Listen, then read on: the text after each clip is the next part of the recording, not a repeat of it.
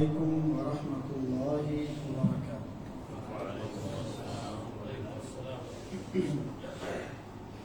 الحمدللہ وکفى والصلاة والسلام على عباده الذين اصطفى، اما بعد، قال الله تعالى في القرآن المجيد والفرقان الحميد: أعوذ بالله من الشيطان الرجيم، بسم الله الرحمن الرحيم. ليس على الضعفاء ولا على المرضى ولا على الذين لا يجدون ما ينفقون حرج إذا نصحوا لله ورسوله ما على المحسنين من سبيل والله غفور رحيم.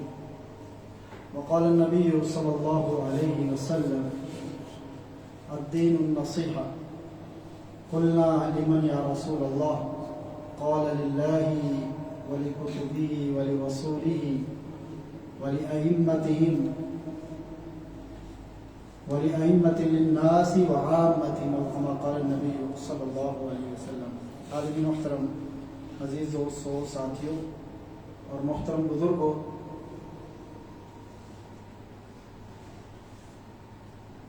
یہ دور جس سے ہم گزر رہے ہیں قرب قیامت کا دور ہے، اور فتنوں کا دور ہے، اور نفسا نفسی کا دور ہے۔ ایک تو نفسا نفسی انسان قیامت کے دن دیکھے گا، جب ہر شخص یہ کہہ رہا ہوگا، حتیٰ کہ انبیاء بھی کہہ رہے ہوں گے کہ نفسی نفسی نفسی۔ لیکن قیامت سے پہلے اس قرب قیامت کے دور کے اندر بھی ہم دیکھتے ہیں کہ لوگوں کے اندر، افراد کے اندر، معاشروں کے اندر بہت زیادہ نفسا نفسی، لوگوں کے مزاجوں کے اندر، طبیعتوں کے اندر نفسا نفسی پیدا ہو چکی ہے۔ جبکہ ایک مومن کے لیے دین اسے کیا تعلیمات دیتا ہے، اور دین اسے کیا ہدایات دیتا ہے کہ آپ نے اپنے نفس پر لوگوں کو ترجیح دینی ہے، لوگوں کے ساتھ خیر خواہی کرنی ہے، لوگوں کے ساتھ بھلائی کرنی ہے، لوگوں کے ساتھ خیر کا معاملہ کرنا ہے۔ جب ہم مسلمان کی تعریف پڑھتے ہیں، مسلمان تو وہ ہے کہ المسلم من سلم المسلمون من لسانه بیدیہ، کہ مسلمان وہ ہوتے ہیں کہ جن کی زبان سے، یا مسلمان وہ ہوتا ہے جس کی زبان سے اور جس کے ہاتھ سے دوسرے مسلمان محفوظ رہیں۔ ایک تو یہ کہ آپ نے بحیثیت مسلمان اپنی ذات سے، اپنی زبان سے، اپنے ہاتھ سے، اپنی شخصیت سے کسی مسلمان کو تکلیف نہیں دی۔ لیکن مومن کا جو درجہ وہ اس مسلمان سے آگے بڑھ کر، مسلمان تو یہ ہے کہ اس کی ذات سے کسی کو تکلیف نہیں پہنچنی چاہیے، نہ اس کی زبان سے، نہ اس کے ہاتھ سے، نہ اس کے کردار سے، نہ اس کے عمل سے، نہ اس کے قول سے، نہ اس کے فعل سے۔ لیکن اس سے بڑھ کے جو ایمان کا درجہ ہے، جو مومن کی خصوصیت جو بتلائی گئی ہے، وہ یہ ہے کہ مومن لوگوں کا خیر خواہ ہوتا ہے، لوگوں کے ساتھ تعاون کرنے والا تھا، ان کے ساتھ بھلائی کرنے والا تھا، ان کی مدد کرنے والا ہوتا ہے، اور ان کے ساتھ مخلص ہو کے ان کے ہر مشکل وقت میں کام آنے والا۔ میں نے احباب کے سامنے سورۃ التوبہ آیت نمبر 91 تلاوت کی ہے۔ اللہ رب العالمین فرماتے ہیں کہ لیس علی الضعفاء ولا علی المرضى ولا علی الذین یجدون ما ينفقون حرج اذا نصحوا للہ ورسولہ ولا ما علی المحسنین من سبیل واللہ غفور، کہ کمزور، مریض اور وہ لوگ کہ جن کے پاس انفاق فی سبیل اللہ کے لیے مال نہیں، ان پر کوئی حرج نہیں۔ اگر کوئی شخص کمزور ہے، کوئی شخص مریض ہے، یا کوئی شخص فقیر ہے، مسکین ہے، اگر وہ بدنی اور مالی عبادات نہیں کر پاتے تو بعض کیفیتوں اور صورتوں میں ان کو استثناء مل جاتا ہے۔ کوئی شخص کمزور ہے، کسی عبادت کو، جیسے مثال کے طور پہ روزہ ہے، اگر ایک کمزور شخص ہے اور وہ اس شرط کو پورا اترتا ہے کہ اسے شریعت استثناء دیتی ہے، تو روزہ اس پہ فرض نہیں۔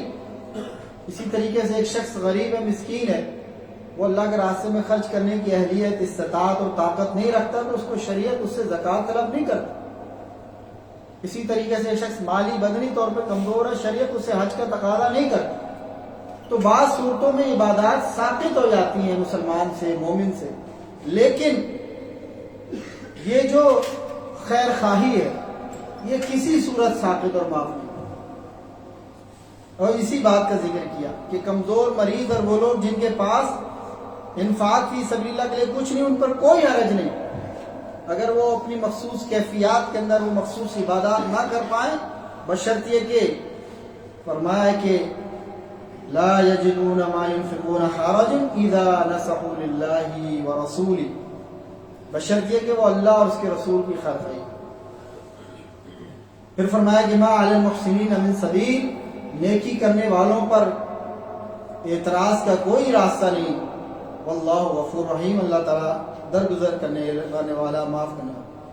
میرے بھائیو، عزیز دوستو، اللہ تعالیٰ نے بنی نوع آدم کو، انسانیت کو ایک باپ اور ایک ماں سے پیدا فرما کر ان کو ذاتوں، گروہوں، قبیلوں، قوموں اور کنبوں کے اندر تقسیم فرما دیا، اور اسلامی اخوت کے رشتے سے تمام مسلمانوں کو ایک جسم کی مانند قرار دیا، المسلم کالجسد الواحد۔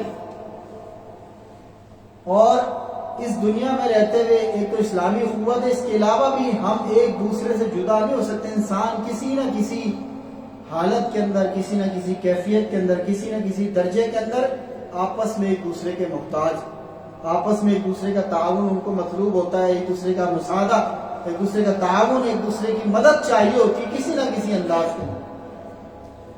ہمیں لازمی طور پر اپنی زندگی گزارنے کے لیے ایک دوسرے کا تعاون اور مدد کی ضرورت ہوتی ہے۔ تو مومن وہ ہوتا ہے جو دوسروں کی، لوگوں کی خیر خواہی کرتا ہے اور ایک دوسرے کے کام کرتا ہے۔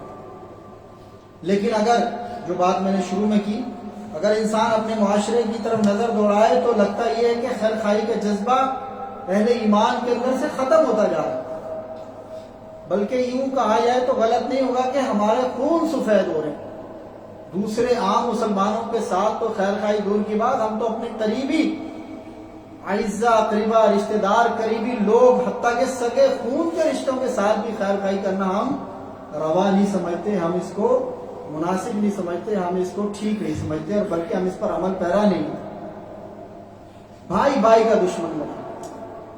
ایک تو یہ کہ ہر مسلمان، ہر مومن آپ کا بھائی ہے، اس کے ساتھ آپ نے خیر خواہی کرنی ہے، بھلائی کرنی ہے، اس کے ساتھ آپ نے جو ہے تعاون کا اور اخلاص کا اور اس کی سلامتی کا، اس کی خیر و بھلائی کا انداز اپنانا ہے۔ ایک تو یہ، اور جو آپ کے قریبی لوگ ہیں ان کو ساتھ تو آپ نے بڑھ کر خیر خواہی کرنا ہے۔ حدیث میں آتا ہے کہ آپ کے صدقے اور آپ کے خیرات اور آپ کے انفاق فی سبیل اللہ خرچ کرنے کا سب سے زیادہ مستحق آپ کا قریبی رشتہ دار ہوتا ہے۔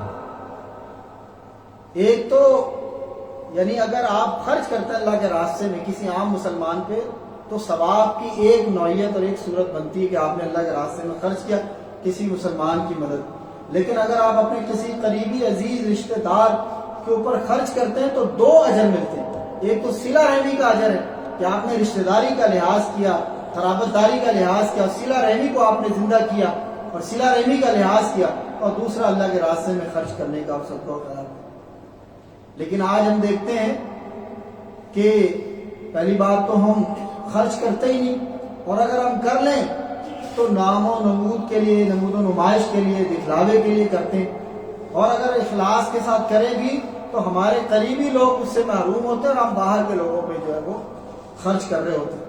تو میرے بھائیوں، آج اس پرفتن دور میں اور اس مادہ پرست دور کے اندر خیر خواہی کا جذبہ اہل ایمان کے اندر سے ختم ہوتا جا رہا ہے۔ ایک وہ وقت تھا ہمارے اسلاف کے اندر، یہ وقت بھی گزرا ہے کہ واقعہ آتا حضرت صحابی رسول حضرت جریر بن عبداللہ کہ ایک موقع پر جو ہے وہ اپنے غلام کو بیچتے کہ جاؤ بازار سے کوئی اچھا سا گھوڑا، نسلی گھوڑا خرید کے لے کر آؤ۔ غلام جاتا ہے بازار میں، دیکھتا ہے ایک اچھا گھوڑا، اس کے مالک سے بات چیت کرتا ہے، 300 درہم پر ان کا اتفاق ہو جاتا، 300 درہم پر ان کا اتفاق ہو جاتا۔ تو وہ غلام اس گھوڑے کے مالک کو لے کر اپنے مالک حضرت جریر صحابی رسول ہے رضی اللہ تعالیٰ عنہ کے پاس لے آتا ہے کہ میں نے یہ گھوڑا خریدا، اس کا معائنہ بھی کر لیں اور اس کے مالک کو اس کی قیمت بھی ادا کر لیں۔ جب حضرت جریر اس گھوڑے کو دیکھتے ہیں تو ان کو اندازہ ہوتا ہے، ان کو معلوم پڑتا ہے کہ یہ گھوڑا جو ہے وہ 300 درہم سے زیادہ کی قیمت ہے۔ پھر وہ اس کے مالک کو کہتے ہیں کہ بھائی مجھے، ان کو قیمت میں فرق محسوس ہوتا ہے کہ یار گھوڑا اچھی نسل کا ہے، اعلیٰ نسل کا ہے، عمدہ ہے گھوڑا، بہت اعلیٰ خصوصیات کا مالک ہے، اس لحاظ سے اس کی قیمت 300 درہم کم ہے۔ تو وہ اس کے مالک سے کہتے ہیں کہ مجھے آپ کا گھوڑا جو ہے وہ 300 کا نہیں بلکہ 400 کا معلوم ہوتا ہے، کیا میں آپ کو اس کی قیمت 400 درہم دوں؟ وہ کہتا ہے حضرت جیسے آپ کو مناسب لگے، آتی ہوئی دولت اور آتے ہوئے پیسے مفت میں کس کو برے لگے؟ پھر وہ دوبارہ جب غور کرتے ہیں تو انہیں لگتا ہے کہ یہ 400 درہم بھی کم ہے۔ پھر اسے کہتے ہیں کہ مجھے لگتا ہے کہ نہیں، یہ 400 میں بھی سستا، میں تمہیں اس سے زیادہ دینا چاہتا ہوں، اس کی قیمت مجھے 400 نہیں بلکہ ڈسکاؤنٹ کرواؤں، ایسا ہے کہ نہیں؟ اور ایک یہ صحابی رسول کہتے ہیں کہ 300 درہم میں اس کا مالک خوشی سے راضی ہو گیا۔ تو آپ نے جو اسے 800 درہم میں خرید دیا۔ کہتے ہیں کہ جب میں اسلام لایا تھا تو میں نے اللہ کے رسول صلی اللہ علیہ وسلم کے ہاتھ پر جب بیعت کی تھی تو آپ علیہ الصلوۃ والسلام نے مجھ سے بیعت کرتے ہوئے مجھ سے کہا تھا کہ جریر میں تم سے بیعت اس بات پر لے رہا ہوں کہ تم نے ہر مسلمان کے ساتھ خیر خواہی کرو، اور میں نے اللہ کے رسول کی یہ بات اپنے پلے سے مانی، اور میری کوشش ہوتی کہ ہر مومن کے ساتھ، ہر مسلمان کے ساتھ میں خیر کروں۔ آگے بھی ان کے واقعات ہم پڑھیں گے مزید، انسان حیران ہو جاتا۔ اور یہ بھی میرے بھائیوں، آج تو مسلمان دنیا میں سب سے بڑا بدنام ہے 2 نمبری کے حوالے سے۔ واللہ مسلمان 2 نمبری کے حوالے سے پورے ورلڈ میں مشہور ہے، کہیں پر بھی چلے جائیں اسلام کو برا بھلا لوگ نہیں کہتے، لوگ مسلمان کو برا بھلا کہتے ہیں۔ یہ الگ بات ہے کہ ہمارے طرز عمل سے لوگ اسلام سے بھی دور ہوتے ہیں۔ ایک وہ زمانہ تھا کہ لوگ ہمارے اسلاف کے اخلاق سے، کردار سے اور ان کے طرز عمل سے متاثر ہو کے لوگ مسلمان ہو جایا کرتے تھے، اور آج تو لوگ ہمارے طرز عمل کو دیکھ کے اسلام سے متنفر ہو جاتے ہیں، کہتے ہیں اگر مسلمان ایسے تو ان کا دین کیسا؟ اور مسلمان مشہور ہے آج دنیا میں، کسی بھی جگہ آپ چلے جائیں۔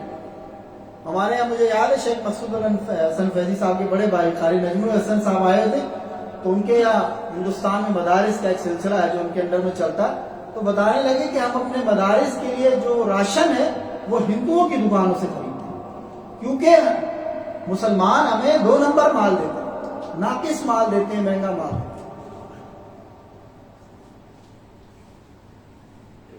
تو آج مسلمان بدنام ہے اپنے طرز عمل کے ایسے، 2 نمبریوں کے ایسے، بے ایمانی کے ایسے، فراڈ کے ایسے، دھوکہ دہی کے ایسے۔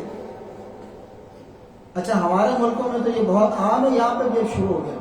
ابھی کچھ پچھلے دنوں میں جب بھی میں کوئی فروٹ اور پھل کا حلوہ لے کر آیا تو اس کے اوپر بڑا صاف ستھرا دانا، اس کے نیچے جو نظر نہیں آتا وہ چھوٹے دانے۔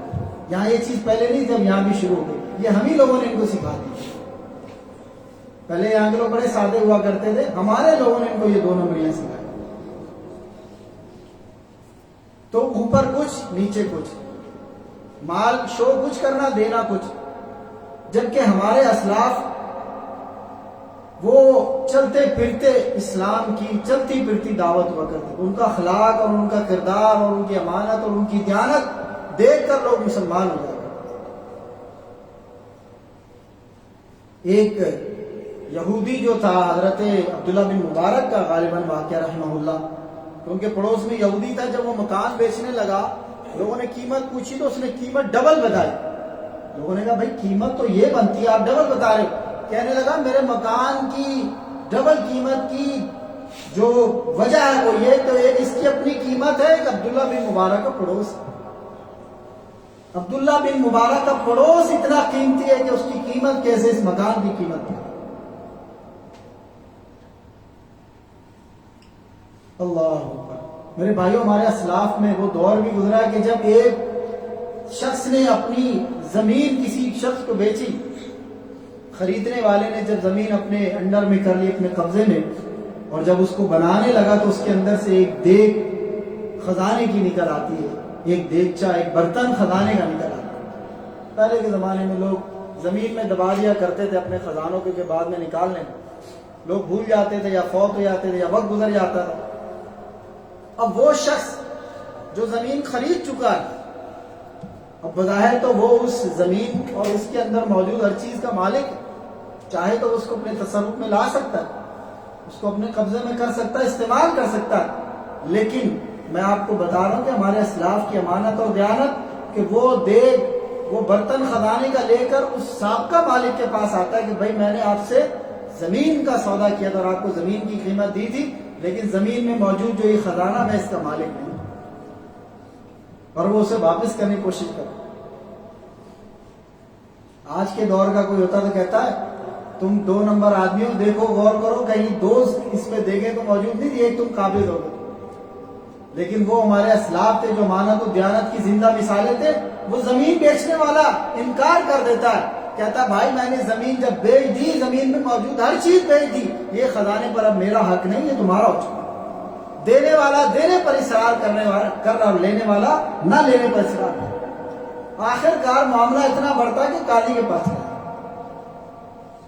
ہمارے معاملات تو قاضی پر اپنے حق لینے کے لیے، اور وہاں قاضی کے پاس معاملہ پہنچ رہا حق دینے کے لیے کہ بھائی میں حق دے رہا ہوں، یہ بندہ لے نہیں رہا، قاضی صاحب فیصلہ دے.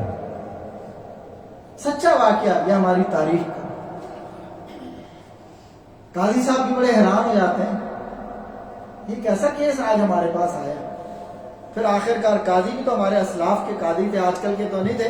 ادھر سے پیسہ لے کے ظالم کے حق میں فیصلہ کر دینا، ناحق فیصلہ کر دینا، مظلوم پر اور مزید ظلم کرنا. آج کل کے قاضی تو نہیں تھے، یا وہ جج جو پیسے لے کر، رشوت لے کر، گھوس لے کر فیصلہ کرتے، وہ بھی حق اور انصاف کرنے والے. وہ پوچھتے ہیں اچھا بھائی تمہاری کوئی اولاد ہے؟ اس سے پوچھتے ہوں، کہتا میرا بیٹا. اس سے پوچھتے ہوں، کہتا میری بیٹی ہے. اچھا ان دونوں کی شادی کر دو اور یہ پیسہ، یہ دولت، یہ خزانہ یہ ان کے اوپر تقسیم کر دو یا ان کو عطا کر دو. اس طریقے سے یہ اللہ اکبر. تو میرے بھائیوں، آج بھائی بھائی کا دشمن، دوست دوست کے خلاف، ہر کوئی ایک دوسرے کی جڑیں کاٹنے اور اسے نقصان پہنچانے کی کوشش میں لگا. ہم ایک دوسرے کی اداروں کے اندر، شرکوں کے اندر، کمپنیوں کے اندر، دفاتر کے اندر ہم اپنے ساتھیوں کا گلا کاٹنے اور ان کی جڑیں کاٹنے کی کوشش میں لگے رہتے ہیں. عام روٹین ہے کہ مدیر کی جو ہے وہ کیا اسے کہتے ہیں خوشامد کرنا، اس کی کاسل ایسی کرنا، جھوٹی سچی اپنے ساتھیوں کی شکایتیں لگانا، مدیر کی نظروں میں اپنے آپ کو یہ بنانا یہ بڑا مخلص ہے، اور اپنے ساتھیوں کی جو ہے وہ بینڈ بجانا اور ان کی جڑیں کاٹنا.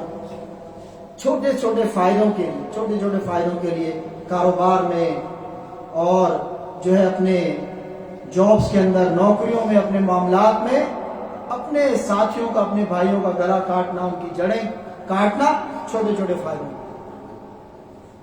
یہ میرے بھائیوں ہمارے دین کی تعلیمات نہیں ہے، دین اسلام کا یہ مزاج نہیں. دین اسلام تو کہتا ہے وَيُؤْثِرُونَ عَلَىٰ أَنفُسِهِمْ وَلَوْ كَانَ بِهِمْ خَصَاصَةٌ.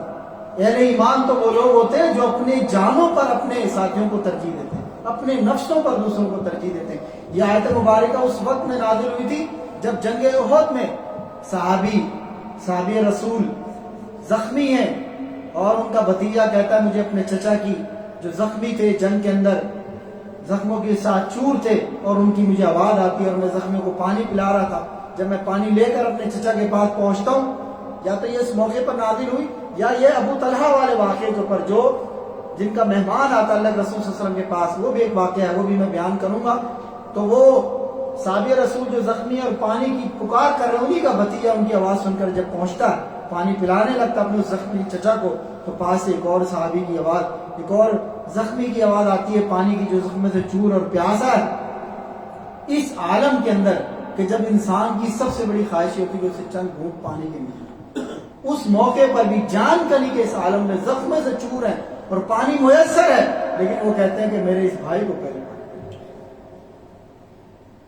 وہ صحابی بیان کرتے ہیں میں اپنے چچا کو چھوڑ کر برابر والے زخمی کے پاس جاتا ہوں، جب اس کو پانی پلانے لگتا ہوں تو پاس سے ایک اور زخمی کی کرا اور اس کی پکار اور پیاس کی آواز آتی ہے. وہ زخمی بھی کہتے ہیں کہ پہلے اس میرے بھائی کو پانی. یہ میرے بھائیوں ہمارے دین کا مزاج تھا، یہ ہمارے اسلاف تھے، یہ ہمارے آبا تھے.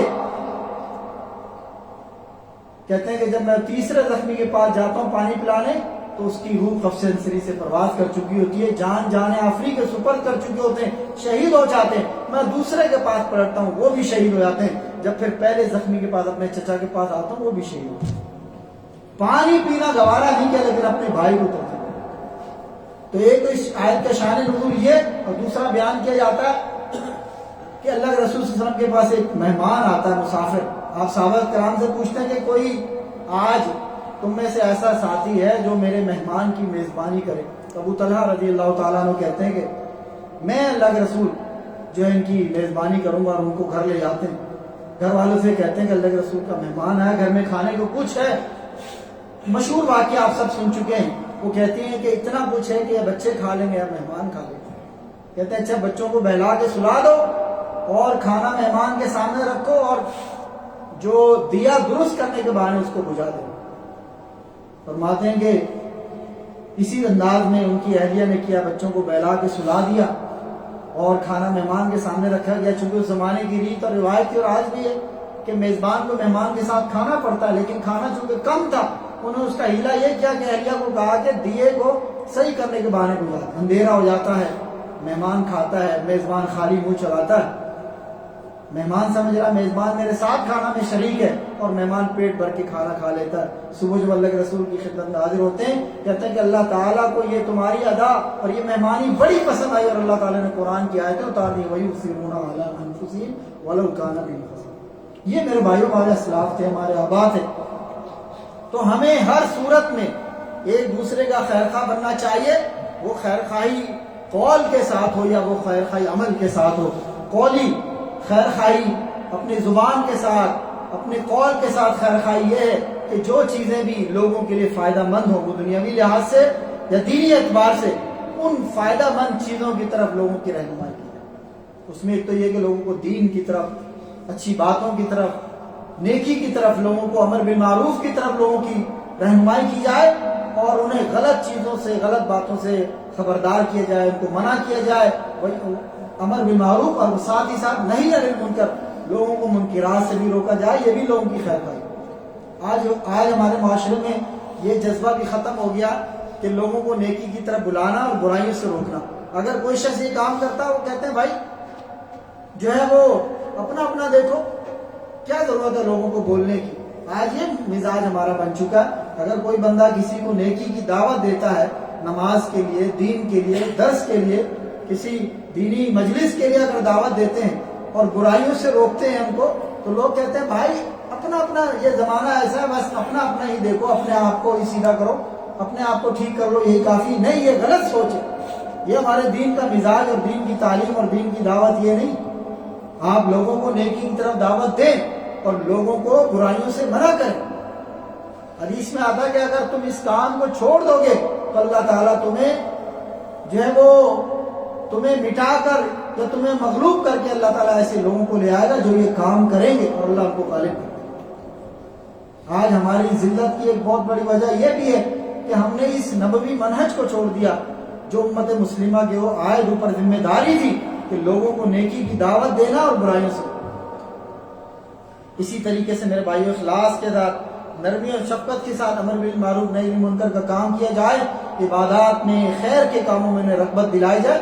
ہر شخص اپنی یہ ذمہ داری سمجھے، اپنے آپ کو، اپنے گھر والوں کو، اپنے بچوں کو، اہل و عیال کو، اپنے احباب کو، دوستوں کو، اپنے اقرباء کو، اپنے کولیگس کو وہ نیکی کی دعوت دے، نیکی کی تعلیم دے، نیکی کی رغبت دلائے، اور ان کو گناہوں سے، منکرات سے اور برے کاموں سے۔ یہ بہت بڑی خیر خواہی۔ اور میرے بھائیو، اس کا سوال ہونا ہے قیامت کے دن۔ آپ اگر یہاں سے کوئی بات سن کے جاتے اور لوگوں کو نہیں بتلاتے، تو قیامت کے دن آپ سے اس بارے میں سوال کیا جائے گا کہ آپ کو علم دیا گیا، آپ نے اس علم کے ساتھ کیا کیا؟ آگے لوگوں کو پہنچایا، لوگوں تک وہ بات پہنچائی، بلغوا عنی ولو آیا، کہ ایک آیت بھی اگر تمہیں پتہ چل جائے تو لوگوں تک پہنچا۔ اور وہ لوگ، وہ آپ کے گھر والے ہوں، آپ کے اعزاء، اہل خانہ، اقربا ہوں، آپ کے محلے دار ہوں، آپ کے پڑوسی ہوں، آپ کے ساتھیوں، آپ کے احباب ہوں، اگر وہ غلط راستے پر چل رہے ہیں، نماز نہیں پڑھتے ہیں، دین سے دور ہیں، اور آپ کو پتہ ہے، آپ جانتے ہیں، آپ ان چیزوں کے پابند ہیں، لیکن ان کو منع نہیں کرتے، میرے بھائیوں قیامت کا دن ہوگا، آپ کا گریبان ہوگا اور ان کے ہاتھ ہوں۔ وہ اللہ کے سامنے آپ کو پکڑ لیں گے کہ یہ شخص خود نماز کے لیے جاتا تھا، ہمیں دعوت دی، یہ خود یہ بندہ نیکی کا فلاں کام کرتا تھا لیکن ہمیں اس کی تلقین نہیں کرتا۔ اللہ اکبر. میں ایک واقعہ اکثر سنایا کرتا ہوں, جو پرانے ساتھی ہیں ان کو ضرور ان کی یادداشت میں محفوظ ہوگا, کہ ایک موقع پر ہمارے پنجاب سے کچھ دوست مہمان طالب علم ساتھی کراچی آئے ملنے کے لیے, کراچی وزٹ کے لیے ہمارے سٹی میں. تو ہم ان کو لے کر گئے. جو بھی کراچی مہمان آتا ہے سمندر پہ ضرور جاتا ہے, سمندر پہ ان کو لے کے گئے گھمانے پھرانے, کیونکہ پنجاب میں سمندر نہیں. جو پہلی دفعہ آتا ہے اس کی خواہش ہوتی ہے کہ سمندر دیکھیں. واپسی پہ آتے ہوئے سمندر کے کنارے ہی جو ہے وہ وہاں ایک مندر بنا ہوا. اب وہ پنجاب میں جو ساتھی ہیں ان کو یہ مندر گرجے وغیرہ اتنے, گرجے تو شاید وہ مندر نہیں, کراچی میں تو کچھ ہندو ہے, پنجاب میں ہندو نہیں ہے, سندھ میں ہیں ہندو, پنجاب میں نہیں, تو ان کے لیے نئی چیز تھی نا. تو ان کا ہم اس مندر کا وزٹ کرنا چاہتے ہیں, چلے چلتے ہیں. ہم بھی کبھی وزٹ نہیں کیا تھا, ہم نے کہا چلو آپ کے بہانے ہم بھی وزٹ کر لیتے. ان ساتھیوں کو ہم لے کے جو ہے وہ سمندر کے کنارے بنا ہوا تھا مندر, وہاں چلے گئے, وزٹ کیا ہم نے. اچھا وہ یہ پرانی بات ہے, اس وقت حالات اچھے تھے, دہشت گردی وغیرہ نہیں ہوتی تھی, تو اتنی خاص کوئی پابندی اور اتنی کوئی مشکل نہیں تھی. آرام سے ہم نے وہ گارڈ کو کہا جو وہاں ذمہ دار تھا, وزٹ کرنا چاہتے ہیں, ہمارے مہمان ہیں, کوئی مسئلہ نہیں, موسٹ ویلکم. ہم اندر چلے گئے, ہم نے وزٹ کیا. پہلی دفعہ ہمارا بھی جانا ہوا, تو وہی مورتیاں اور وہ اس طریقے سے چیزیں, اور لوگ وہاں پر آئے ہوئے تھے, عبادت اپنی کر رہے تھے جس طرح ہندوؤں کا طریقہ ہے. ہم وزٹ کرتے کرتے تقریباً کافی لوگ جو ان کے آئے ہوئے تھے, ایک ایک کر کے وہ چلتے چلے گئے اپنی عبادت پوری کر کے. ایک شخص رہ گیا اور وہ اپنے اسی دیوی دیوتاؤں کے سامنے, مورتیوں کے سامنے اپنی عبادت پرارتھنا پوجا کر رہا تھا. تو ہمارے ایک ساتھی تھے, وہ رک گئے وہاں اور اس کے فارغ ہونے کا انتظار کرنے لگے. یہ میں آپ کو ایک نصیحت کے طور پر ہے, عبرت کے طور پر ایک بات یعنی بتانا چاہ رہا ہوں. رکے ساتھی وہاں پر, ہمارے میں سے ایک ساتھی نے کہا کہ بھائی رک جائیں, یہ بندہ فارغ ہو جائے, اس سے کچھ بات کرنی. جب وہ فارغ ہو گیا, اس سے بات چیت کی, تعارف کیا, اور وہی مندر میں کھڑے ہوئے اس کو اسلام کی اور توحید کی دعوت. جب ہم باہر نکلے, ہم نے کہا ظفر بھائی یہ ہندوؤں کا مندر تھا, ہمیں تو ضرورت ہی نہیں ہوئی, ہم تو بڑے ویسے بھی ڈرتے ہوئے ہم گئے اور وزٹ کیے, آپ نے وہاں مندر میں کھڑے ہو کے اس کو دعوت دے دی. وہ اپنے ذمہ دار کو بلا لیتا, گارڈ کو بلا لیتا, پولیس کو فون کر دیتا, کوئی شکایت ہو جاتی, کوئی مسئلہ ہو جاتا. آپ نے پرواہ نہیں کی اور بڑے آرام سے کہنے لگے کہ مجھے یہ خوف اس وقت محسوس ہوا کہ اگر میں نے اس بندے کو دین کی, اسلام کی دعوت نہ دی, کہیں ایسا نہ ہو قیامت کا دن ہو اس بندے کا ہاتھ اور میرے گریبان ہو گئے, یا اللہ یہ بندہ جانتا تھا توحید کی دعوت کو لیکن اس نے مجھے توحید کی دعوت. اس خوف سے میں نے اس بندے کو دین کی, اسلام کی اور توحید کی دعوت. اور آج ہمارے گرد و پیش میں کتنے منکرات ہوتے ہیں, کتنی غلط چیزیں ہوتی ہیں, لیکن ہم ان کو منع نہیں کرتے, روکتے نہیں. حتیٰ کہ ایون ہمارے آس پاس غیر مسلم بھی ہوتے ہیں, لیکن ہم ان کو کبھی اسلام کی دعوت نہیں. دعوت دینا ہماری ذمہ داری ہے, لوگوں کو برائی سے روکنا ہماری ذمہ داری ہے, نیکی کا حکم دینا ہماری ذمہ داری. ہدایت اللہ تعالیٰ کی ہے, ہدایت اللہ کے اختیار میں, ہماری ذمہ داری لوگوں کو بول دینا, کہہ دینا, دعوت دینا. تو میرے بھائیوں, فعلی عمل کے اعتبار سے خیر خواہی کیا ہے, وہ یہ کہ بڑوں کی تعظیم کی جائے, ان کا احترام کیا جائے, ان کی عزت کی جائے, چھوٹوں کے ساتھ شفقت کا معاملہ کیا جائے. جو اپنے لیے پسند ہو وہی دوسروں کے لیے پسند ہو. یہ مومن کی صفت اللہ کے رسول صلی اللہ علیہ وسلم نے بیان کی ہے کہ مومن وہ ہوتا ہے, مسلمان وہ ہوتا ہے جو اپنے لیے پسند کرتا ہے, اپنے مسلمان بھائی کے لیے وہی پسند. حسد اور دھوکہ دہی سے لوگوں کو سے نہ حسد کیا جائے. اگر کوئی شخص آپ کے احباب میں سے ترقی کے اوپر ہے, آپ کے خاندان میں سے ترقی کے اوپر ہے, مال کے اعتبار سے, اولاد کے اعتبار سے, تو حسد نہ کیا جائے. ایک جملہ اکثر گاڑیوں کے پیچھے لکھا ہوتا ہے تو عام سا جملہ, لیکن بڑا پسند آتا ہے کہ محنت کر حسد نہیں, محنت کر حسد نہ کر. حسد ایسی چیز ہے, یاکم الحسد فإن الحسد یاکل الحسنات کما تأکل النار الحطب. حسد سے بچو, اللہ کے رسول نے بڑی اس کی تاکید فرمائی. حسد سے بچو اس لیے کہ حسد نیکیوں کو ایسے کھایا جاتا ہے جیسے آگ لکڑی کو. اور حاسد انسان نہ اس کی دنیا اچھی رہتی نہ آخرت اچھی. تو دنیا میں بھی حسد کرتا رہتا ہے, اڑتا رہتا ہے, جلتا رہتا ہے. اپنے آپ کو, حسد کرنے والے کو حسد کی آگ خود جلا کے رکھتا ہے. دنیا بھی برباد اور آخرت بھی. اس لیے آپ دعا اللہ سے کریں کہ یا اللہ مجھے بھی فرصت دے, غنیمت دے, سہولت دے, مجھے بھی رزق میں وافر برکت دے, فراوانی دے. لیکن کسی سے حسد کرنا, یار اگر کسی کو دیا اللہ نے تو اللہ کا فضل ہے نا. اللہ سے جھگڑا کرو گے, یہ تو اللہ کی تقسیم کے اوپر اعتراض ہے نا. اگر کوئی شخص کسی سے حسد کرتا اس کا مطلب وہ اللہ کی تقسیم پر معترض ہے، کیونکہ عطا تو اللہ کی ہے نا. ذالک فضل اللہ یؤتیہ من یشاء، یہ تو اللہ کا فضل ہے، جسے چاہے اور جتنا چاہے دے. تو میرے بھائیوں، حسد سے اور اسی طریقے سے من غش فلیس منا، دھوکہ دہی سے گریز کیا جائے. آج ہم لوگوں کو فراڈ کے ساتھ، دو نمبری کے ساتھ، دھوکہ دہی کے ساتھ ہم مال بنانے کی کوشش کرتے ہیں، لوگوں کو دھوکہ دیتے ہیں، ان کے ارمانوں کا خون کرتے ہیں، ان کی حسرتوں کا جو ہے وہ ہم قتل کرتے ہیں، لوگوں کے ساتھ دھوکہ دہی کرتے ہیں. اپنے پیٹ کی آگ کو بجھانے کے لیے لوگوں کے پیٹ پہ لات مارتے ہیں. دھوکہ دہی سے گریز کیا جائے اور لوگوں کے عیوب کو پردہ پوشی کی جائے. اس کی اصلاح ضرور کی جائے لیکن اس کی پردہ پوشی کی جائے، اس کی نمائش نہ کی جائے، اور لوگوں کو نقصان پہنچانے والی چیزوں سے ان کو محفوظ رکھا جائے. ہمارا معاشرے کی حالت کیا ہے؟ مثال مشہور ہے کہ اپنے چار آنے کے لیے فائدے کے لیے لوگوں کے بکرے حلال کرتے ہیں. چار آنے کے فائدے کے لیے یعنی تھوڑے سے فائدے کے لیے لوگوں کا بڑا نقصان کرتے ہیں. کمپنیوں میں، شرکوں میں لوگ اپنے کمپنیوں کے مالکان کا، کفیلوں کا جو ہے وہ بڑے بڑے نقصان کر دیتے ہیں چھوٹے سے فائدے. چھوٹے سے فائدے وہ بھائی اس کا حساب دینا ہے. دنیا میں بھی اس کا انجام دیکھو گے، ایسے بندے کی زندگی میں برکت نہیں ہوتی، خوشی نہیں ہوتی، اطمینان نہیں ہوتا، مسرت نہیں ہوتی، روحانیت نہیں ہوتی. اور جو لوگ دو نمبری کرتے ہیں نا، وہ ہمیشہ کسی نہ کسی فٹیگ کا، کسی نہ کسی آفت کا، کسی نہ کسی پریشانی کا شکار ہوتے ہیں. حرام کا مال انسان کو بڑا رغبت مرغوب ہوتا ہے، لیکن جیسے آتا ہے ویسے ہی چلا جاتا ہے. اس میں برکت نہیں ہوتی، اس میں خیر نہیں ہوتی، اس میں بھلائی نہیں ہوتی. رزق تھوڑا ہو لیکن حلال کا ہو، اس میں اطمینان بھی ہوتا ہے، سکونت بھی ہوتی ہے، برکت بھی ہوتی ہے اور خیر بھی ہوتی ہے. تھوڑا رزق بھی کافی ہو جاتا ہے، تھوڑا رزق، واللہ تھوڑا رزق بھی کافی ہے. لیکن بہت زیادہ مال دھوکہ دہی سے، فراڈ سے، جھوٹ سے، فریب سے کمایا جائے، وہ مال اپنے ساتھ آزمائشیں لاتا ہے، پریشانیاں لاتا ہے، دکھ اور تکلیفیں لے کر آتا ہے.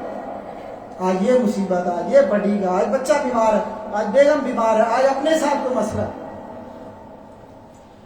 تو اہل ایمان کو ضرر پہنچانے والی چیزوں سے محفوظ رکھا جائے، خیر کے کاموں کے لیے راہ ہموار کی جائے، راستے آسان کیے جائے، لوگوں کی رہنمائی کریں اور لوگوں کے اموال اور ان کی عزتوں کی حفاظت کی جائے. یہ ہے عملی طور پر خیر خواہی. اسلام میں خیر خواہی کی اہمیت اور فضیلت جیسے آپ کے سامنے شروع میں حدیث بیان کی کہ دین تو نام ہی خیر خواہی. یہ دین ہمارا، اس دین اسلام، اس کا نام ہی خیر خواہی ہے. اللہ کے رسول صلی اللہ علیہ وسلم نے فرمایا کہ الدین النصیحہ، اور دین تو خیر خواہی کا نام ہے.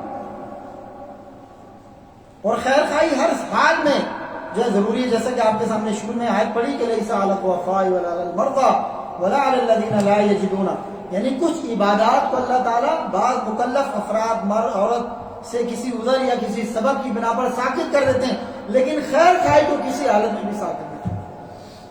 روزہ آپ سے کسی وقت ساکت ہو جائے گا، نماز آپ کو کسی وقت چھوڑنی پڑ جائے گی، حج آپ چھوڑ سکیں گے، زکوٰۃ چھوڑ سکیں گے، لیکن کسی مومن کے ساتھ خیر خواہی یا کسی حال میں اس کو چھوڑنا کسی مومن کے لیے جائز نہیں.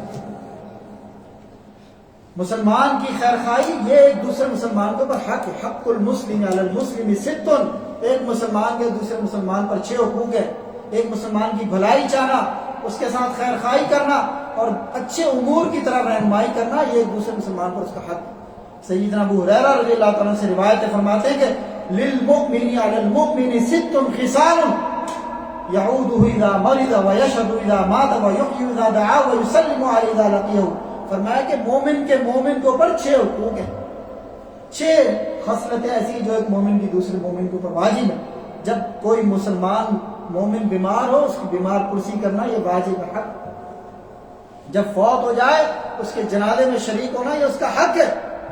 اور جب کوئی مومن آپ کو دعوت دے مسلمان تو اس کی دعوت کو قبول کرنا آپ کے اوپر حق اور واجب. ہم کیا کرتے ہیں؟ امیروں کی دعوت قبول کرتے ہیں، غریبوں کی دعوت کو چھوڑ دیتے ہیں. ایسا ہے کہ کوئی بڑا آدمی عہدے کے اعتبار سے، منصب کے اعتبار سے، مال و منال کے اعتبار سے دعوت دے تو اس کی دعوت میں بھاگ بھاگ کر جاتے ہیں، اور اگر کوئی حیثیت میں کمزور آدمی ہے، رتبے میں کمزور ہے یا مال میں کمزور ہے، ہم کہتے ہیں اس کی دعوت میں کیا ہوگا، یہ دال روٹی ہوگی، یا اگر وہ بیچارہ تمام بھی کرم کہتے ہیں، مسکین آدمی اس کی دعوت میں جا کے ٹائم خراب کرنے لگا، بڑے آدمی کی دعوت میں آئیں گے، کچھ اسٹیٹس بڑھے گا، کچھ تعلق واسطہ بنے گا، کچھ رتبہ بڑھے گا، تعلقات بنیں گے، سورس بنے گا، کل کو یہ کام آئیں گے۔ تو امیر کی دعوت میں بھاگ بھاگ کے اور غریب کی دعوت میں اسی طریقے سے جب بھی مسلمان ایک دوسرے کو ملے تو سلام، جب کسی مسلمان کو چھینک آئے تو اس کی چھینک کا جواب دیا جائے، وَيَنْسَحُ لَهُ إِذَا غَابَ أَوْ شَهِدَ، اور ہر مسلمان کی خیر خواہی کرنی ہے، چاہے وہ سامنے موجود ہو یا نہ ہو، غائب میں ہے تب بھی خیر خواہی کرنی ہے، سامنے موجود ہے تب بھی۔ ہم کیا کرتے ہیں، سامنے والے تو پھر بھی لحاظ کر لیتے ہیں، لیکن جو غائب ہے اس کی خیر خواہی تو دور کی بات، اس کی غیبت، کسی مجلس میں 4 لوگ بیٹھے، بندہ اٹھ کے جائے گا، پیچھے 3 اس کی غیبت شروع کر دیں، سامنے اس کی تعریف کر رہے ہوں گے، جیسے اٹھ کے جائے گا کہنا ارے کتنا بڑا فراڈی ہے، کتنا 2 نمبر آدمی ہے، کتنا جھوٹا آدمی ہے، کتنا فلاں ہے، کتنا فلاں۔ ٹھیک ہے اس کے اندر یہ عیب بھی کیوں نہ ہو، لیکن اس کے جانے کے بعد یہ جائز نہیں کہ اس کی غیر موجودگی میں اس کی خرابیاں دیں، یہ تو غیبت ہے نا۔ اور میرے بھائیوں، غیبت اتنا بڑا گناہ ہے اور اتنا بڑا جرم ہے، آپ سنیں گے تو بندے کے رونگٹے کھڑے ہو جاتے ہیں کہ حدیث قرآن کے آیت ہے کہ غیبت ایسا جرم ہے گویا کہ اپنے مرے ہوئے سگے بھائی کے مردہ گوشت کو کھانا۔ حضرت صاحب تفسیر قرطبی، امام قرطبی بیان کرتے ہیں کہ میرے چچا فوت ہو گئے، میں نے ایک دن ان کو خواب میں دیکھا، ذرا دل تھام کے سنیے گا، اپنے کانوں کی اور دلوں کی کھڑکیاں کھول کے، غیبت کتنا بڑا گناہ ہے جو ہم صبح و شام کرتے ہیں اور بڑا مزہ لیتے ہیں، بڑا چسکا آتا ہے۔ جس مجلس میں ہمیں غیبت نہ ہم کریں، ہمیں اس مجلس میں مزہ نہیں آتا، جس مجلس میں کسی کی غیبت نہ ہو، ہمیں اس مجلس میں بیٹھنے کا مزہ نہیں آتا۔ جب تک ہم غیبت کے چسکے نہ لے لیں، ہمارا چاہ پورا نہیں ہوتا۔ عورتوں میں بیماری زیادہ ہے اور یہ بیماریاں مردوں میں بھی بہت ہو چکی ہیں۔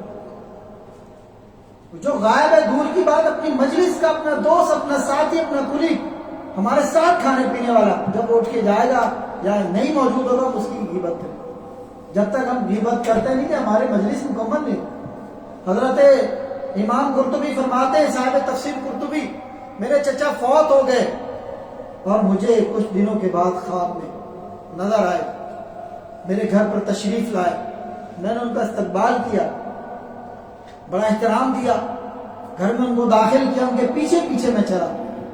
گھر میں آنے کے بعد مجلس میں نے ان کو پیش کیا، مجلس میں بیٹھنا، کہتے ہیں وہ دیوار سے ٹیک لگا کے بیٹھ گئے۔ میں دیکھ رہا تھا کہ ان کے چہرے کا رنگ پیلا پڑ رہا ہے، چہرے کی کیفیت زرد ہو رہی ہے، تکلیف کے اندر ہے۔ میں نے ان سے پوچھا کہ چچا جان، آپ کی ملاقات اپنے رب سے ہوئی، کیسی رہی ملاقات؟ کہتے ہیں کہ اللہ بڑا کریم ہے، اللہ بڑا رحیم ہے، اس نے میرے ہر گناہ کو معاف کر دیا سوائے غیبت، میرے ہر گناہ کو معاف کر دیا میرے رب نے، وہ بڑا کریم ہے سوائے غیبت کے، اور میں اس کی وجہ سے بڑی تکلیف اور اذیت۔ میرے بھتیجے، غیبت نہ کرنا، یہ گناہ معاف نہیں۔ اللہ، یعنی یہ ایسا گناہ ہے کہ جس کو اللہ تعالیٰ نے معاف ہی نہیں کیا، کیونکہ یہ حقوق العباد کے اندر آتا ہے۔ حقوق اللہ کو اللہ تعالیٰ معاف کر دیتا ہے، وہ حقوق جو اللہ تعالیٰ کے ہیں، لیکن حقوق العباد تو یہ غیبت کے حقوق العباد میں آپ نے اپنے کسی مسلمان بھائی کی عزت کے اوپر حرف اٹھایا۔ اللہ اللہ، ایک سرف میں سے کسی محدث کا میں نے قول پڑھا، وہ کہتے ہیں کہ زندگی میں اگر سب سے مشکل کوئی گناہ جو مجھے لگا، جس پر میں نے قابو پایا، کہتے ہیں وہ غیبت جیسا گناہ تھا۔ مجھے 8 سال لگ گئے اپنی اس عادت کو کنٹرول کرنے۔ یہ محدث کے امام کے الفاظ ہیں کہ زندگی میں جو سب سے مشکل مجھے لگا، جس عادت کو، جس گناہ کو، جس برائی کو، جس شر کو چھوڑنا، وہ غیبت تھا، اور مجھے 8 سال لگ گئے اپنی اس عادت کو کنٹرول کرنے۔ 8 سال کے بعد میں اس بات پر قادر ہوا کہ اپنی اس عادت کو اور اپنی اس خرابی کو اور اپنے اس گناہ کو میں کور کر سکوں اور کنٹرول کر سکوں۔ ذرا ہم بھی تو اپنا محاسبہ کریں، اپنا جائزہ لیں۔ وہ میرے بھائیوں، جس دن ہم غیبت نہ کریں ہمیں تو کھانا ہضم نہیں ہوتا، ہمیں تو رات میں نیند سکون۔ ذرا کسی دن رات میں بیٹھ کر اپنا محاسبہ کریں اور دیکھیں دن کی کارگزاری کہ آج میں نے کس کس موقع پر کتنے کتنے ٹائم میں کس کس بھائی کی میں نے غیبت کی ہے۔ ہمارے 14 طبق روشن ہوئے، اس لیے کہ شاید ہی ہماری زندگیوں میں وہ لیل و نہار، وہ ایام گزرتے ہوں، وہ صبح اور شام میں شاید ہی ہماری زندگی میں کوئی ایسی گزری ہو جس میں ہم نے کسی کی غیبت نہ، شاید ہی۔ میں عموماً بات کروں، کسی کو خاص ٹارگٹ نہیں کرا، ہر شخص کی بات کرو اپنے سمجھ۔ اللہ اکبر۔ تو مومن کون ہوتا ہے کہ مسلمان بھائی موجود ہے یا غائب ہے اس کے ساتھ خیر خواہی کرنا۔ تو میرے بھائی اس حدیث سے پتہ چلتا ہے کہ مسلمان کے ساتھ خیر خواہی کرنا ہر حال میں اس کا حق ہے، ہر حال میں۔ اور خیر خواہی اللہ کا پسندیدہ عمل ہے۔ مومن کے ساتھ، مسلمان کے ساتھ خیر خواہی کرنا، اس کی بھلائی کرنا، یہ اللہ تعالیٰ کا پسندیدہ عمل ہے۔ سیدنا ابو امامہ الباہلی روایت کرتے ہیں کہ اللہ رسول صلی اللہ علیہ وسلم نے ارشاد فرمایا، حدیث قدسی ہے، وَأَحَبُّ عِبَادَةِ عَبْدِي إِلَيَّ النَّصِيحَةُ، اللہ تعالیٰ فرماتے ہیں کہ میرے بندے کی میرے نزدیک محبوب ترین عبادت وہ اہل ایمان کے ساتھ، دوسروں کے ساتھ خیر خواہی کرنا۔ ہم تو کہتے ہیں نا جو تہجد پڑھ رہا ہے بڑا نیک ہے، نمازیں پڑھ رہا بڑا نیک ہے، قرآن پڑھ رہا بڑا نیک ہے، اللہ کی نظروں میں سب سے زیادہ نیک ہوا جو دوسرے مسلمانوں کے ساتھ خیر خواہی کرتا۔ اور ہم نے دیکھا ہے بعض لوگ عبادات میں بڑے آگے ہوتے، تہجد گزار، شب بیدار، ایام 20، ہفتے کے پیر کے، جمعرات کے نفلی روزے اہتمام سے رکھنے والے، قرآن کی تلاوت کرنے والے، فرض نمازوں کو باقاعدگی کے ساتھ، جماعت کے ساتھ، اول وقت میں پہلی صف میں پڑھنے والے، لیکن معاملات میں کھوٹے ہوتے، تعامل معاملات میں کھوٹے ہوتے۔ واللہ پرسوں ایک جگہ بیٹھے ہوئے تھے ایک مجلس میں، تو بندہ کہنے لگا کہ ہمارے گاؤں کے اندر بعض احباب ہیں، حدیث ہیں، بڑے ہی جناب ان کی شلواریں ٹخنوں سے اونچی ہوتی ہیں، زور سے آمین کہتے ہیں، لوگوں کے ساتھ زبردستی پاؤں سے پاؤں ملاتے ہیں، لیکن ان کا عمل ایسا ہے کہ ایک بندہ بھی 20 سال میں کوئی نہیں ہے حدیث، لوگوں کے حقوق کھانے والے، لوگوں کی غیبت کرنے والے، عزتیں اچھالنے والے، لوگوں پر تنقیدیں کرنے والے، اور لوگوں کے ساتھ دھوکہ دہی اور فراڈ کرنے والے۔ لوگ آپ کے نمازوں کو اور قرآن کی تلاوتوں کو نہیں دیکھتے، لوگ آپ کے عمل کو اور آپ کے کردار کو اور آپ کی گفتار کو اور آپ کے اخلاق کو دیکھتے ہیں، آپ کے عمل کو دیکھتے ہیں لوگ، جو آپ کا لوگوں کے ساتھ تعامل، معاملات کے اندر واللہ بڑی کوتاہی، ہماری بڑی کوتاہی معاملات کی۔ اور جیسا کہ میں نے عرض کیا، حقوق اللہ تو کسی نہ کسی انداز کے اندر معاف ہو جائیں گے، حقوق العباد کسی صورت معاف ہونے والی ہے۔ یا آپ کی نمازیں، یا آپ کے روزے، یا آپ کی تلاوتیں، بڑی سعادت کی بات ہے، اللہ تعالیٰ ہر ایک کو جو نصیب کرے، لیکن اپنے معاملات کے اوپر ہمیں نظر ثانی کرنی چاہیے۔ لوگوں کے ساتھ جھوٹ بولنا، فراڈ کرنا، دھوکہ دہی کرنا، لوگوں کا مال غصب کرنا۔ کتنے ہی لوگ ہیں جو وراثت میں بہنوں کا حق مار کے بیٹھے، بڑے حاجی صاحب ہیں اور بہنوں کا حق مار کے بیٹھے، کتنے ہی لوگ ہیں واللہ، ایک بڑی لسٹ ہے۔ ہندوستان میں تو میں نے سنا لوگ جہیز دے دیتے ہیں بہت زیادہ بہن بیٹی کو، تو وراثت سب کی بات نہیں کر رہا، لیکن بہت ساری مثالیں سننے کو ملی ہیں، ان سے بات کی جائے، بھائی آپ نے بہن کا وراثت کر دیا، ارے ہم نے تو اتنا سارا جہیز دے دیا۔ وہ جہیز فرض اور لازم نہیں ہے، لیکن وراثت کا حق دینا فرض اور لازم ہے۔ جہیز کوئی فرض اور لازم نہیں، شادی کا خرچ سارا مرد کے ذمہ ہے، لڑکی والوں پر کوئی جبر نہیں، کوئی بوجھ نہیں۔ ہمارے دین نے تو نکاح کو کتنا آسان کر دیا، لیکن آج المیہ یہ کہ ہم نے نکاح بیاہ شادی کو مشکل کر دیا، جس کی وجہ سے جو وہ نکاح مشکل ہونے کی وجہ سے بدکاری اور زنا یہ آسان ہو گئے، اور شادی اور عزت اور عصمت کی حفاظت مشکل۔ اللہ خیر خواہی، جیسا کہ شروع میں بتایا کہ خیر خواہی پر اللہ کے رسول صلی اللہ علیہ وسلم نے بیعت لی، جریر بن عبداللہ البجلی سے منقول ہے کہ آپ صلی اللہ علیہ وسلم کی خدمت میں بیعت کے حاضر ہوا، آپ صلی اللہ علیہ وسلم فرمایا مد یدک یا جریر، جریر اپنا ہاتھ بڑھاؤ۔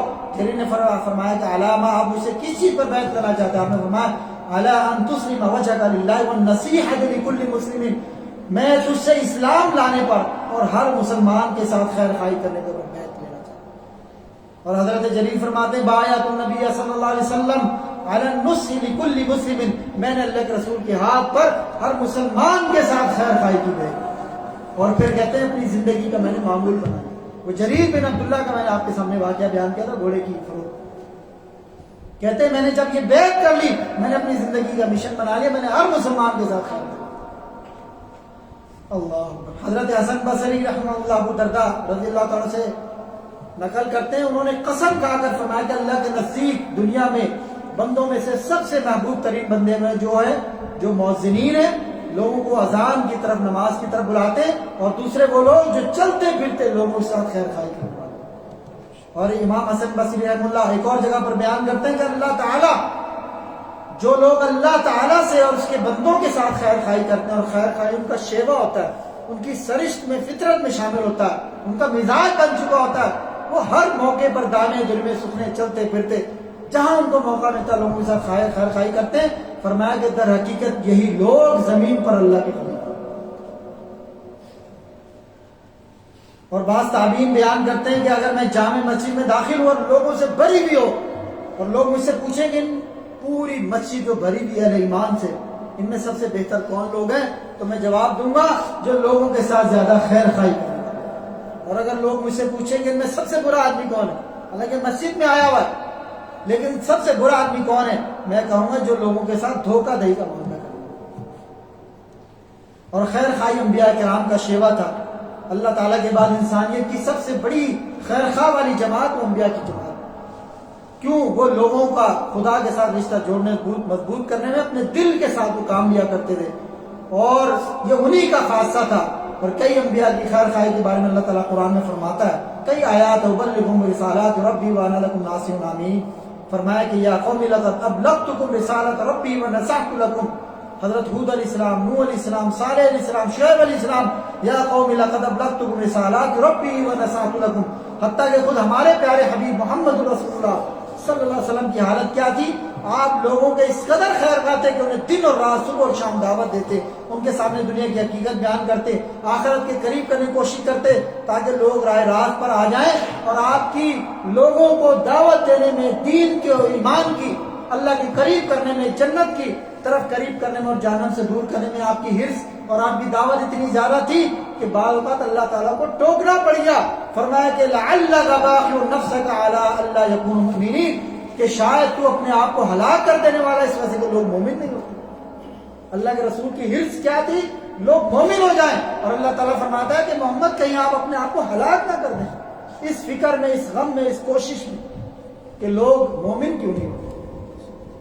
اور ہم یہ وہ مسلمان ہیں جنہیں دیکھ کے شرمائے یہود، ہمارا طرز عمل دیکھ کے تو مسلمان سے دور بھاگتا، چل جائے کہ غیر مسلم ہمارے قریب، ہمارے اسلاف چلتی پھرتی اسلام کی دعوت ہوا کرتا۔ اللہ تو میرے بھائیوں، خیر خواہی جیسا کہ میں نے کہا کہ اللہ کے لیے، اس کے رسول کے لیے، اہل ایمان کے لیے، مسلمانوں کے حاکم کے لیے، لوگوں کے عام لوگوں کے لیے، اسی طریقے سے خیر خواہی چاہنے والے کی خیر خواہی کرنا۔ اگر آپ سے کوئی مشورہ طلب کرتا، کوئی نصیحت مانگتا، کوئی مشورہ کو رائے، تو اس کو صحیح اس کی رہنمائی کرنا یہ بھی ایک مسلمان کے اوپر حق اور واجب۔ حدیث میں آتا ہے رسول صلی اللہ علیہ وسلم فرمایا کہ وَإِذَا اسْتَنْصَحَكَ فَانْصَحْ لَهُ، اگر کوئی تجھ سے نصیحت طلب کرے، خیر خواہی طلب کرے، مشورہ طلب کرے، تو اس کو خیر خواہی کا، نیکی کا، اخلاص کا، بھلائی کا اور اچھا اس کو مشورہ دے۔ اللہ کے رسول صلی اللہ علیہ وسلم کے پاس ایک خاتون آتی ہیں، حضرت فاطمہ بنت قیس، بیوہ ہو جاتی ہیں، جب عدت پوری ہو جاتی ہیں اللہ کے رسول کی خدمت میں حاضر ہوتی ہیں اور کہتی ہیں کہ اللہ کے رسول مجھے 2 افراد کی طرف سے نکاح کا پیغام آیا اور میں آپ سے مشورے کے لیے آ گئی، ایک معاویہ بن ابی سفیان اور دوسرے ابو جہم۔ آپ نے فرمایا کہ اما ابو جہم فلا یضع عصاه من عن عاتقی واما معاویہ فسعلوک لا مال له، فرمایا کہ جو ابو جہم ہے وہ تو کندھے سے لاٹھی نہیں اتارتا، یعنی بہت سخت ہے، مار پیٹ کرنے والا بندہ ہے، اور جو معاویہ وہ تو فقیر اور مفلس آدمی، اس کے بعد تو مال ہی کوئی نہیں۔ انکحی اسامہ بن زید، تو اسامہ بن زید سے نکاح کر۔ اب دیکھیں یہاں آپ نے اگرچہ پیغام دینے والوں کو عیبوں کا ذکر کیا، لیکن مشورہ، مقصد یہ تھا کہ مشورہ جو لے رہی خاتون اس کے ساتھ خیر خواہی کرنا، اس لیے اس کو حقیقت بتانا. اگر آپ سے بھی کوئی بندہ مشورہ مانگتا ہے اپنی بیٹی بہن کے رشتے کے معاملے میں، اور وہ جس لڑکے کو آپ جانتے ہیں جو رشتے کا پیغام لے کر آئے، اگر اس کا کوئی عیب بتاتے ہیں تو یہ غیبت نہیں، اس کو غیبت نہیں کہتے، کیونکہ مشورہ امانت ہے. اگر آپ سے کسی نے مشورہ مانگا آپ اس کی خیر خواہی کریں اور اس کو صحیح مشورہ دیں. اور ہوتا کیا ہے، لوگ بیان کرتے ہیں کہ امیروں کے استخارے بھی صحیح آیا کرتے ہیں اور غریبوں کے استخارے بھی ٹھیک نہیں آتے. یعنی اگر کوئی امیر کا رشتہ آیا ہے اور اس شخص کے اندر عیب ہے اور آپ لوگوں کو بتلائیں گے اس رشتے والے کو، بیٹی بہن والے کو، بھائی اس کے اندر فلاں عیب ہے فلاں عیب ہے، تو لوگ کہتے ہیں ٹھیک ہو جائے گا، اس کی اصلاح ہو جائے گی. اور غریب کا رشتہ آئے تو کہتے ہیں یہ تو بھائی غریب ہے، آج غریب ہے کل اللہ اس کو غنی کر دے گا. اللہ کے اوپر توکل نہیں ہے کہ بھائی آج غریب ہے کل کو امیر ہو جائے گا، غنی ہو جائے گا، اللہ تعالیٰ اس سے نکاح کی برکت سے اس کو غنی کر دے گا. اور اگر پیسے والے کے اندر کوئی عیب ہے تو کہیں گے تو ٹھیک ہو جائے گا. چرسی ہے، شرابی ہے، موالی ہے، زانی ہے، بدکار ہے، لوگ بتا بھی رہے ہوں گے. اللہ لوگ امیروں کے رشتوں کے معاملوں میں کہتے ہیں استخارے بھی ان کے ٹھیک ہی آئے گا، اس لیے کہ دل کی خواہش ہوتی ہے نا، استخارہ کر رہے ہیں لیکن دل کیا ہے اس کی طرف مائل ہے کہ بھائی پیسے والا ہے، ایک فارمیلٹی پوری کر رہے ہیں. اللہ اکبر. تو یہ غیبت نہیں ہے کہ اگر کوئی آپ سے، اور یہ صرف رشتے کے معاملے میں نہیں، کاروبار کے معاملے میں آپ سے کوئی بندہ مشورہ کرتا ہے، یار فلاں بندہ میرے ساتھ شراکت کرنا چاہتا ہے، پارٹنرشپ کرنا چاہتا ہے، میں اس کے ساتھ مل کے کاروبار کرنا چاہتا ہوں، آپ کا وہ دوست ہے، آپ کا رشتہ دار، آپ کا بھائی، ذرا بتلائیے میں اس کے ساتھ یہ شراکت کروں نہ کروں، یہ کاروبار کروں نہ کروں. میرے بھائی وہ آپ کا عزیز ہی کیوں نہ ہو، اس کا جو بھی معاملہ آپ اس کے سامنے کھول کے رکھو، یہ غیبت نہیں. اگر آپ کسی کے ساتھ معاملہ کرنا چاہتے ہیں، اس کے بارے میں مشورہ کر رہے ہیں، آپ کو پتہ اس بندے کے بارے میں، ضرور اپنے اس بھائی کو، یہ غیبت نہیں. تو میرے بھائیوں کسی ضرورت مند کی ضرورت پوری کر دینا. المسلم اخو المسلم لا يظلم ولا يسلم من كان في حاجة اخيه كان الله في حاجته ومن فرج عن مسلم كربة فرج الله عنه بها كربة من كرب يوم القيامة ومن ستر مسلما ستر الله يوم القيامة. مسلمان کا بھائی ہے، نہ اس پر ظلم کرتا نہ اس کو ذلیل کرتا ہے، اور جو شخص اپنے مسلمان بھائی کی مدد میں لگا رہتا ہے اللہ تعالیٰ اس کی مدد میں لگا رہتا ہے. جو کسی مسلمان بھائی کی دنیا میں مصیبت کو دور کرے گا اللہ تعالیٰ قیامت کے دن اس کی مصیبت کو دور کرے گا. جو بندہ کسی مسلمان کے عیبوں کا پردہ کرے گا اللہ تعالیٰ قیامت کے دن اس کا پردہ کرے گا. تو میرے بھائیوں یہ چند گزارشات تھیں جو خیر خواہی کے لحاظ سے، ایک لمبی تفصیل ہے لیکن چونکہ وقت کم ہے اور وقت ہوا چاہتا ہے، میں انہی باتوں پر اکتفا کرتے ہوئے اپنی بات کو ختم کروں گا. اور آخر کے اندر یہی بات، یہی نصیحت کہ میرے بھائیوں خیر خواہی کریں، اپنے مسلمان مومن بھائیوں کے ساتھ بھلائی کریں، اخلاص کا معاملہ کریں، ان کے ساتھ نصیحت کا معاملہ کریں، سلامتی والا معاملہ کریں. اللہ تعالیٰ آپ کی زندگیوں کو بھی بہاروں سے بھر دے گا، برکتوں سے بھر دے گا، آپ کے دلوں کو اللہ تعالیٰ اطمینان سے بھر دے گا، اور اللہ تعالیٰ آپ کے رزق میں، جان میں، مال میں اللہ تعالیٰ برکتیں عطا فرمائے گا. وَأَقُولُ قَوْلِي هَٰذَا وَأَسْتَغْفِرُ اللَّهَ لِي وَلَكُمْ وَلِسَائِرِ الْمُسْلِمِينَ وَآخِرُ دَعْوَانَا أَنِ الْحَمْدُ لِلَّهِ رَبِّ الْعَالَمِينَ وَالسَّلَامُ عَلَيْكُمْ وَرَحْمَةُ اللَّهِ وَبَرَكَاتُهُ.